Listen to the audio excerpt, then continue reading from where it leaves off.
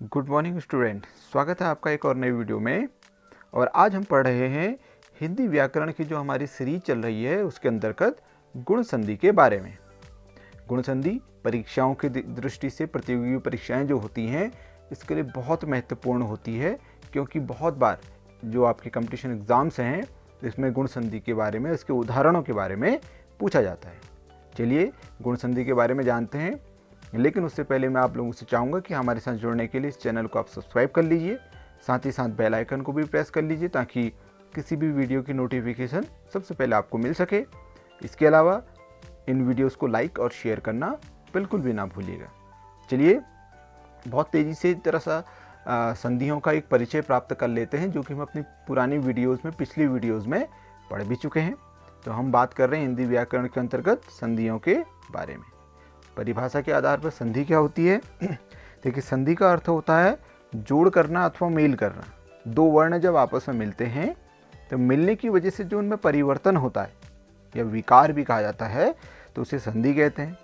जैसे हिम धनालय बराबर हिमालय हो जाता है, प्रति धन एक मिलकर हो जाता है प्रत्येक। तो इसी प्रकार से आज हम गुण संधि के बारे में पढ़ेंगे। उससे पहले संधियाँ तीन प्रकार की होती हैं। पहली है स्वर संधि, जो कि स्वरों की वजह से बनती है। व्यंजन संधि दूसरी है, व्यंजनों के कारण बनती है। और तीसरी होती है विसर्ग संधि, जो कि विसर्ग के कारण बनती है। अब हम बात कर रहे हैं स्वर संधि के अंतर्गत, जिसे अच संधि भी कहते हैं। अच एक प्रत्याहार होता है। इस अच प्रत्याहार में सारे के सारे स्वर आ जाते हैं। और अगर हम स्वर संधि के प्रकारों की बात करें तो स्वर संधि के मुख्यतः 6 प्रकार होते हैं, 6 भेद होते हैं।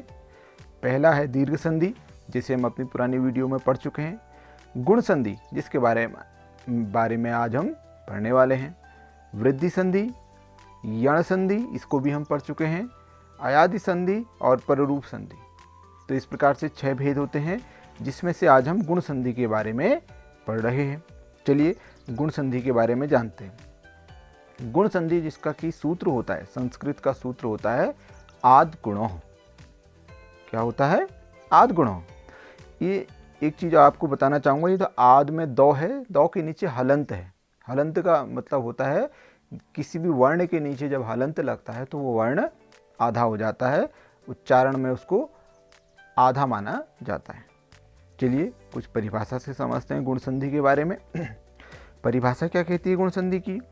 कहती है कि देखिए, जब औ या आ के बाद, जब कभी भी किसी शब्द में अंत में औ या आया हुआ है, उसके बाद जो उसके साथ मिल रहा है, जिसके वर्ण के, जिस शब्द के साथ उसका मेल हो रहा है, यदि उसके प्रारंभ में छोटी ई हो या बड़ी ई हो, छोटा ऊ हो या बड़ा ऊ हो, या फिर री हो या फिर ली हो, तो इन दोनों के स्थान पर मिलकर क्रमशः क्या हो जाता है? ए, ओ, अर, अल हो जाता है। कहने का अर्थ है कि जब कभी किसी वर्ण के, किसी शब्द के अंत में औ या आ स्वर आया हुआ हो और उसका जो मेल है वो छोटी बड़ी या छोटा ऊ बड़ा ऊ से या फिर री या ली से हो रहा हो, तो ऐसी स्थिति में ई के स्थान पर ए, ऊ के स्थान पर ओ, री की जगह पर हो जाता है अर और ली की जगह पर हो जाता है अल। हालांकि जो ली वर्ण है इसका प्रयोग संस्कृत में ज़्यादा होता है, हिंदी में इसका उपयोग थोड़ा कम होता है। थोड़ा सा इस सूत्र को और हम विस्तार से अगर समझें तो जो हमने आद गुणों सूत्र पढ़ा है, इसी को आदेन गुणों भी कई बार लिखा जाता है। इसको अगर मैं तोड़ के देखूं तो इसमें दो शब्द आगे से निकल के आते हैं, दो प्रत्याहार आगे से निकल के आते हैं। एक तो है अत और एक है एंग। तो जो अत प्रत्याहार है इसके अंतर्गत औ या आ आते हैं, और जो एंग प्रत्याहार है इसके अंतर्गत ए और ओ आता है।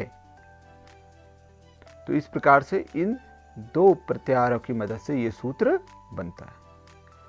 और प्रत्याहारों के बारे में समझने के लिए आपको हमारी वीडियो माहेश्वर सूत्र और प्रत्याहारों का परिचय देखनी चाहिए। इससे आपको आसानी से प्रत्याहारों के बारे में समझ में आएगा और संधियां भी आपकी बहुत आसानी से समझ में आने लगेंगे। चलिए कुछ उदाहरणों से इसको समझ लेते हैं। देखिए जैसे पहला उदाहरण है, देव धन इंद्र बराबर देवेंद्र लिखा हुआ है। तो देखिए देव के अंत में वो जो है इसके साथ अ स्वर माना गया है, होता ही है हर वर्ण में अ या आ या फिर छोटी बड़ी ये जो स्वर होते हैं ये अवश्य होते हैं। तो जैसे देव है तो वो के साथ अ स्वर हो गया, प्लस इसका जो मेल हो रहा है वो हो रहा है इंद्र के साथ, और इंद्र में जो पहला वर्ण है जो स्वर है वो है ई। तो जब अ के साथ ई का मेल हुआ तो बन गया ए। मैंने आपको पहले भी बताया है ये बड़ी ई हो या छोटी ई हो इससे कोई विशेष फर्क नहीं पड़ता है। जब कभी भी अ या आ के बाद छोटी या बड़ी कुछ भी आएगा तो उनके स्थान पर हो जाएगा ए। जैसे देवधन इंद्र बराबर देवेंद्र हो गया, ए की मात्रा हो गई। इसी प्रकार से एक दूसरा उदाहरण है, देखिए सूर्य धन उदय बराबर सूर्योदय। तो सूर्य में अ हो गया, उदय में ऊ हो गया, अ और ऊ जब आपस में मिले तो बन गया ओ, तो ये हो गया सूर्यो, सूर्योदय, ओ बन गया। अब ये छोटा ऊ हो या बड़ा ऊ हो इससे विशेष फर्क नहीं पड़ता है। अगला क्या है, देखिए महाधन ऋषि बराबर महर्षि, महाधन ऋषि बराबर महर्षि। महा में आ हो गया, ऋषि में री हो गया, आधन री जब आपस में मिले तो बन गया अर, महर, महर्षि, तब हो गया महर्षि। और एक चौथा उदाहरण है, तव धन ऋकार बराबर हो गया तवलकार। तो लृ जो वर्ण है ये अल में परिवर्तित हो गया। देखिए अ का मेल जब लृ के साथ हुआ तो बन गया अल, तो ये हो गया तवलकार। हालांकि मैंने आपको बताया जो लृ वर्ण है इसका प्रयोग संस्कृत में ज़्यादा होता है, हिंदी में थोड़े इसके प्रयोग कम ही होते हैं और इसके उदाहरण भी प्रायः कम ही पूछे जाते हैं। तो शुरुआत के जो 3 उदाहरण हैं इनसे संबंधित अन्य उदाहरण हैं वो थोड़े ज़्यादा महत्वपूर्ण हो जाते हैं। चलिए इन उदाहरणों के साथ साथ कुछ अन्य उदाहरणों से इस संधि को समझने का प्रयास करते हैं। देखिए जैसे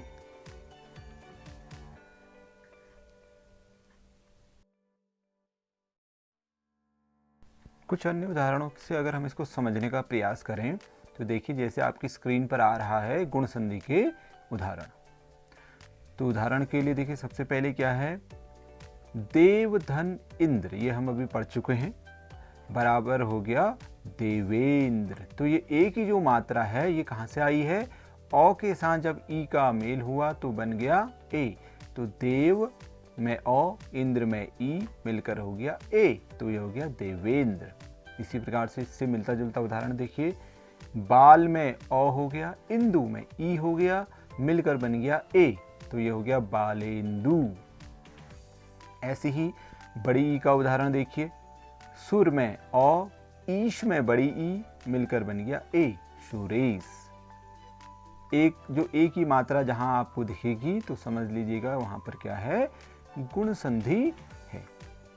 परम धन ईश्वर, परमेश्वर, परम में अ, इसका मेल हुआ बड़ी ई से और बन गया परमेश्वर, ए की मात्रा के साथ। इसी प्रकार से अन्य उदाहरण देखिए, महा में आ धन इंद्र, आ धन ई बराबर ए, महेंद्र। रसना धन इंद्रिय, रसना में आ, इंद्रिय में ई, मिलकर बन गया रसनेन्द्रिय, ए की मात्रा आ गई। इसी प्रकार से देखिए, रमा धन ईश बराबर रमेश, रामा में आ, इसका मेल हुआ बड़ी ई से और बन गया ए, तो बन गया रमेश। राका धन ईश बराबर हो गया राकेश। अब ये तो उदाहरण है ए से संबंधित कि जब कभी अ या आ का जो मेल है वो छोटी ई बड़ी ई से हो तो बनेगा क्या, ए बनेगा, याद रखिएगा ए बनेगा। एक मात्रा अगर है तो इसका मतलब गुण संधि की बात हो रही है। अब हम बात करते हैं, अगर अ या आ का जो मेल है वो किसके साथ हो रहा है, अ या आ का जो मेल है वो अगर हो रहा है ऊ के साथ या बड़ा ऊ के साथ, तब क्या बनेगा। देखिए, सूर्य में अ हो गया, इसको आप इधर अपने लेफ्ट साइड से समझ सकते हैं। उदय में ऊ हो गया, मिलकर बन गया ओ, तो ये हो गया सूर्य धन उदय बराबर सूर्योदय। प्राप्त में अ, उदय में ऊ और मिलकर बन गया ओ, तो ओ बनने से क्या हो गया, प्राप्तोदक। अब अगर अ का मेल बड़ा ऊ के साथ होता है तब क्या बनेगा, तो भी ओ ही बनेगा। ऐसी स्थिति में जल में अ धन बड़ा ऊ, जल धन ऊर्मी बराबर हो गया जलोर्मी। ऊर्मी मतलब तरंग। आ धन ऊ बराबर ओ, देखिए महा में आ, उत्सव में ऊ, मिलकर बन गया ओ, बन गया महोत्सव। यथा धन उचित बराबर यथोचित, ओ बन गया। देखिए, आ का मेल जब बड़ा ऊ के साथ होगा तो भी ओ ही होगा, क्या हो गया, गंगा धन ऊर्मी बराबर गंगोर्मी, गंगा की तरंग लहर। तो आ के साथ बड़ा ऊ मिला तो ओ बन गया। ऐसी ही महाधन ऊर्जा बराबर महोर्जा, आ के साथ बड़ा ऊ मिला तो बन गया ओ। तो ये उदाहरण है छोटा ऊ और बड़ा ऊ से संबंधित, जो कि कई बार प्रतियोगी परीक्षाओं में पूछे भी गए हैं। अब देखिए, इसके अलावा कुछ और उदाहरण हैं, जो जब अ या आ का जो मिलान है या मेल है वो री के साथ होता है तब क्या होता है। देखिए, अ के साथ जब री मिलता है तो बनता है अर, सप्त में अ, ऋषि में री, बन गया सप्तर्षि, सप्त धन ऋषि सप्तर्षि। ब्रह्मा ब्रह्म धन ऋषि बराबर ब्रह्मर्षि, अर आ जा रहा है। इसी प्रकार से आ धन री बराबर भी अर ही होगा, महा धन ऋषि बराबर महर्षि, अर आ रहा ना बोलने में, महर्षि। तो इसी प्रकार से अ या आ के साथ जब री मिलेगा तो बनेगा अर। इसको एक ट्रिक से आप समझ सकते हैं। और देखिए, जब कभी किसी शब्द के साथ आपको ए की मात्रा मिलेगी वहाँ गुण संधि होगी, ओ की मात्रा मिलेगी वहाँ गुण संधि होगी, और ऋषि वाला शब्द जहाँ भी आया होगा तो आपने याद रखना है कि ऋषियों में सदैव गुण होता है। तो इस प्रकार इन उदाहरणों की मदद से आप आसानी से समझ गए होंगे गुण संधि क्या होती है। मैंने आपको पहले भी बताया कि गुण संधि क्या होती है। जब कभी भी अ या आ के बाद छोटी या बड़ी ई आएगा तो उनके स्थान पर ए हो जाएगा, छोटा ऊ या बड़ा ऊ आएगा तो उनके स्थान पर ओ हो जाएगा। अगर री आता है तो अर हो जाता है, और री अगर आता है तो अल हो जाता है। तो इस प्रकार से ये कुछ उदाहरण है। इसके अलावा अन्य बहुत से उदाहरण आपको आपकी जो किताबें हैं उनमें मिलेंगे। अन्य उदाहरणों को भी अभ्यास के तौर पर आप बना सकते हैं। साथ ही साथ आपने क्या करना है, अगर आपने प्रतियोगी परीक्षाओं के लिए गुण संधि को तैयार करना है तो इन वीडियोस को बार बार देखिए। वीडियोस को देखने के कारण आपको फ़ायदा क्या मिलेगा कि आपको संधि, ये जो गुण संधि है इससे संबंधित जो नियम है वो समझ में आ जाएंगे, और फिर आप अपने मन से भी उस संधि का अनुमान लगा सकते हैं। वैसे मैंने आपको एक ट्रिक के तौर पर एक बात बता दी थी कि जब कभी किसी वर्ण के साथ ए की मात्रा आपको दिखाई देगी तो आप अनुमान लगा लीजिए गुण संधि है, ओ की मात्रा दिखाई देगी तो आप समझ लीजिए कि गुण संधि है। इसके अलावा ऋषि शब्द कहीं आएगा तो आपने याद रखना है कि ऋषियों में गुण होता है। और मैंने आपको बताया हिंदी में ली शब्द का उपयोग उतना अधिक होता नहीं है, अगर आता भी है तो जहाँ पर अल वर्ण का उच्चारण आएगा तो आप समझ लीजिएगा कि वहाँ पर क्या है, गुण संधि हो रही है। हालांकि ये जो मैंने ट्रिक आपको कही है ये 100% हर जगह लागू नहीं होगी, लेकिन फिर भी अधिकांश जो शब्द हैं उनमें ये ट्रिक काम करेगी बिल्कुल। तो इसलिए आप इसको अच्छे से सीखिए, गुण संधि के उदाहरणों को समझिए, इसके सूत्र की परिभाषा को समझिए, सूत्र के अंदर जो प्रत्याहार है उन्हें समझिए।